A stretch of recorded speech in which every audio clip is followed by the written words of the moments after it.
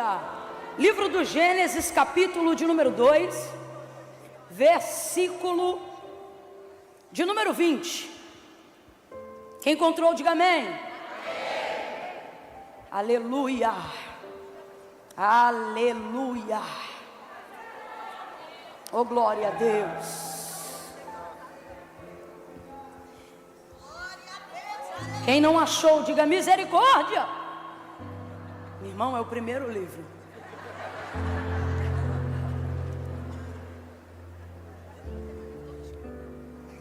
Tu passa o índice, a capa. Gênesis. O capítulo 2, muito provavelmente, dependendo do tamanho da sua Bíblia, ainda vai estar na mesma página. Então é bem no início mesmo. Todos encontraram? Digam amém. Amém. Essa palavra voltou ao meu coração como palavra de Deus para essa noite. Para que ninguém fique aflito, fique tranquilo. Antes das 10, diga amém. Amém. Diga eu creio. E eu estou debaixo dessa palavra. Glória a Deus. Você vai para casa hoje. Hoje não vai ter vigília. Vocês estão perturbando meu juízo. Nós vamos fazer uma vigília qualquer dia desse. Mas hoje não. Deus abençoe. Aleluia. Meu Deus, eu te amo, Jesus. O Senhor tem colocado a gente no meio de um povo que é mais crente que a gente. Olha para o teu irmão e fala assim: já vi crente mais igual você. Meu Deus, você irrita, cara. Tua régua é muito alta.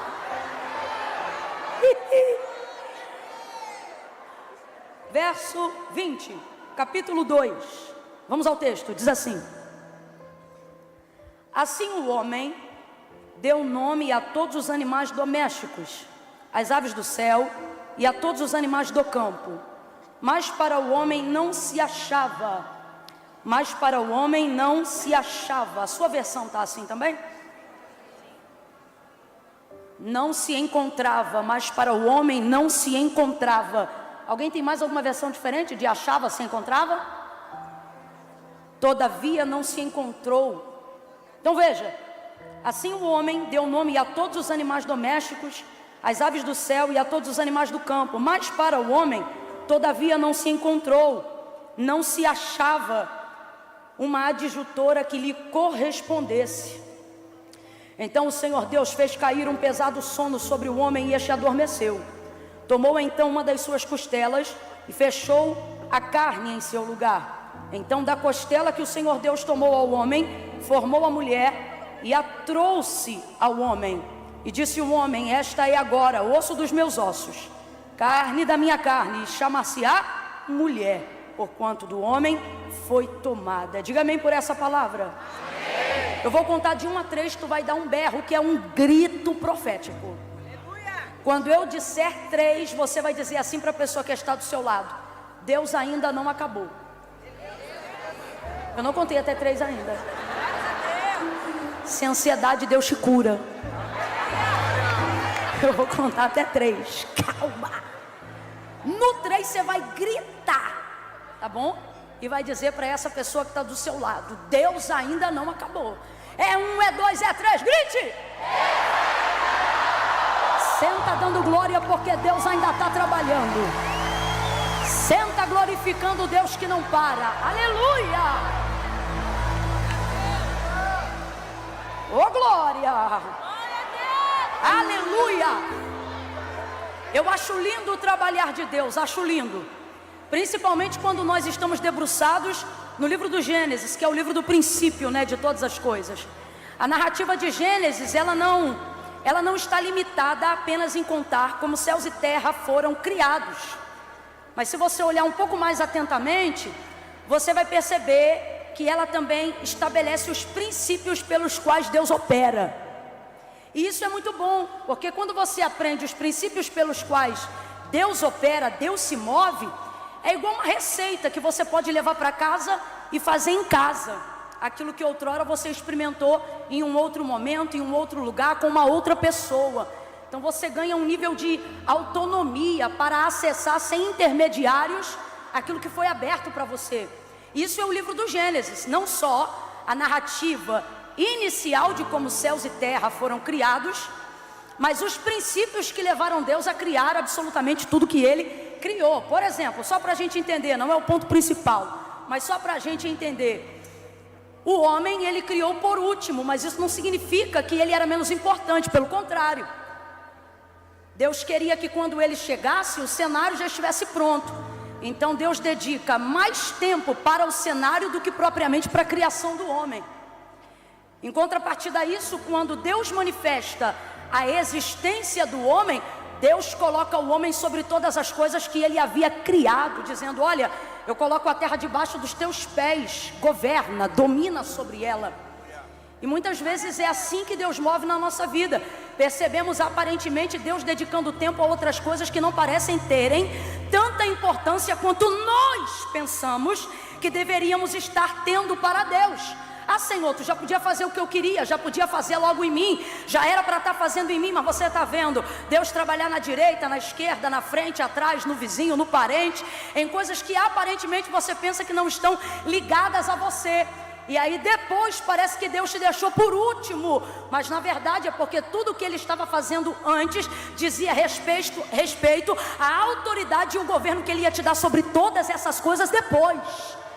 Mas na hora do trabalhar de Deus, a gente tem dificuldade de entender isso. A gente quer que Ele faça imediatamente o que nós julgamos importante para nós, né? Então esse, por exemplo, é um princípio do modo operando aí de Deus, né? Agora, uma outra coisa interessantíssima no texto é que Deus, Ele conclui tudo que Ele começa. E a gente percebe isso em toda a Bíblia Sagrada, mas de maneira muito específica no livro do Gênesis. Não há obra inacabada de Deus. Tudo que Deus começa, Deus termina. Ah, Camila, eu tenho umas coisas que não são bem verdade, não combina com essa palavra que você está falando, não. Irmão, você tem que entender, não é toda coisa que Deus termina. Eu vou repetir, não é toda coisa que Deus termina. Também não é o que eu começo que Deus tem obrigação de terminar. Não foi isso que eu disse. O que eu disse é que tudo que Deus começa, Deus termina. Talvez algo que você queria que fosse concluído ainda não foi, porque não foi Deus que começou. Aprendemos que Ele é o alfa e o ômega. Vamos juntos, diga alfa e ômega. Significa então o quê? Que aquele que começa também é aquele que termina. Então se Ele não está terminando, certamente é porque não foi Ele que começou. Agora, Camila, isso me deixa apavorado, porque eu tenho situações na minha vida que eu comecei, mas agora por um princípio de Deus, eu não posso desfazer. Como é que eu faço? Aí você se humilha, pede a Deus misericórdia e chama Ele para a tua vida, dizendo: Jesus, lá eu fiz sem o Senhor, mas agora eu te tenho, entra comigo, peleja comigo. Oh Senhor, tem misericórdia de mim. Aí a partir daquele começo, Deus vai trabalhar para concluir aquilo que você começou, mas não dava conta. Mas por ter chamado Ele, Ele vai inaugurar a administração disso e vai concluir esta obra até o final. Porque nosso Deus é um Deus que trabalha. Completa aí para mim, por favor. Nosso Deus é um Deus que Nosso Deus é um Deus que O profeta Isaías vai dizer assim: porque desde a antiguidade com o ouvido não se percebeu. Sabe o que ele está dizendo? Não houve nem notícia similar, nada semelhante, nada que se compare. Nunca foi contado, nunca foi notado, nunca foi percebido. Olha o que Isaías vai dizer. Porque desde a antiguidade com o ouvido não se percebeu, com o olho não se viu. Um Deus que trabalha, diga de novo, trabalha.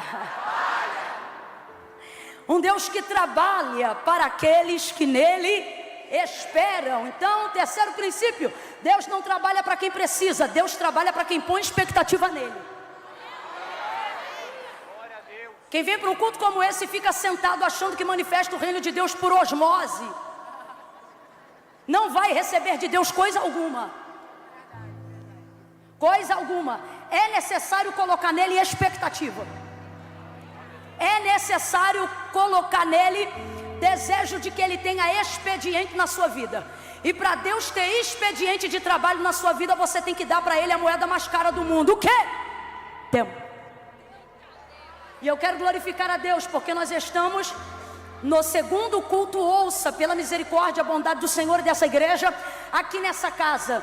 E eu confesso que depois de 2 porções da palavra, e haja vista que o anterior foi extremamente extensivo, eu não estava preparada para estas pessoas hoje aqui, pensando: Senhor, será que ainda estão aqui aqueles que desejam de fato ouvir a tua voz? E eu vejo o Senhor dobrando o quadro, multiplicando a semente e chamando aqueles que desejam ouvir a sua voz, porque entenderam que tempo que se dá para Deus trabalhar não é tempo perdido, é tempo acelerado. Meu Deus, olha para o teu irmão e diz: não vim perder tempo. Meu Deus, diga isso: não vim perder tempo. Diga: vim ganhar velocidade. Eu vim ganhar velocidade. Você está no lugar certo, na hora certa, fazendo a coisa certa, e isso vai te dar velocidade, porque você está dedicando para Deus tempo. Tempo para ouvi-lo, tempo para vê-lo trabalhar, tempo para esperar a estratégia dele, tempo para ouvir dele a direção. Aí o profeta Isaías continua e ele diz: porque desde a antiguidade com o ouvido não se ouviu, não se percebeu, nem com o olho se viu um Deus que trabalha, que dá expediente, irmão, para aqueles que nele esperam. Então, compreendendo isso, vamos para a primeira parte do versículo, que diz: porque desde a antiguidade. Por que não diz desde sempre, se na nossa concepção de existência Deus existe desde sempre? Deus é eterno. Inclusive, usar o termo existência é só uma forma grosseira de tentar fazer-nos entender a eternidade, porque na verdade aquilo que existe nunca foi criado, sempre foi, o é e para sempre será. Então eu só estou falando isso para a gente entender, mas na verdade Deus é. Então vamos lá: Deus é desde sempre, sim ou não? E desde sempre poderoso, sim ou não? E pode fazer o que Ele quer, sim ou não? Mas por que o profeta diz que esse expediente de trabalho não existe desde que Ele existe? Por que o profeta não diz que esse expediente de entrega, ele existe desde a eternidade, mas ele diz desde antigamente, desde a antiguidade? Ou seja, não é desde sempre. Deus passou a exercer esse expediente depois de um tempo. Aí a gente vai olhar para Gênesis 1 e vai perceber quando esse tempo de expediente começou. Não foi depois de ter criado o sol, não foi depois de ter criado a lua, não foi depois de ter criado a terra, o firmamento, não foi depois de ter criado as estrelas, não foi depois de ter criado o Monte Everest, não foi depois de ter feito o que o mundo chama de as 7 maravilhas do mundo, não foi depois de ter criado baleias, rios, oceanos, água doce, água salgada, terra lisa, terra batida, terra vermelha, terra corada, não foi depois de ter criado o céu, que você chama de infinito, mas a palavra diz que ele mede na metade de um braço. Não. Deus criou todas as coisas, e havendo Deus feito todas as coisas, abra a boca bem grande comigo para nunca mais esquecer e diga assim: coisas. Não debocha do meu carioquês não, mas dá uma chiada no final. Diga: coisas. Debochou. Coisas. Bata no peito com orgulho de quem sabe quem te criou e diga: eu não sou uma coisa.